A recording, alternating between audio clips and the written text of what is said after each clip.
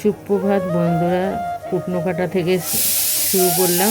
আজকে ডাঁটা দিয়ে আলু দিয়ে তরকারি, আমরা ডাঁটা খেতে খুব ভালোবাসি। আজকে শনিবার, নিরামিষ হবে। আর আপনাদের দেখাবো, আমি এখন কুটনাটা কুটে নিই। তারপর দেখুন ডাঁটা আলুর তরকারি হচ্ছে।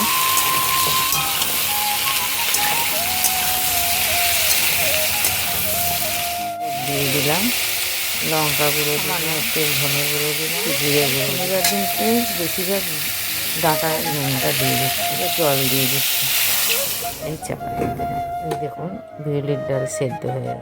দেখুন আজকের মেনু, ডাঁটা টমেটো দিয়ে ঝাল, বিউলির ডাল, ফুলকপি আলু ভাজা আর গরম ভাত। আজকের এই মেনু শনিবারে। লাইক সাবস্ক্রাইব করবেন, আমাদের পাশে থাকবেন।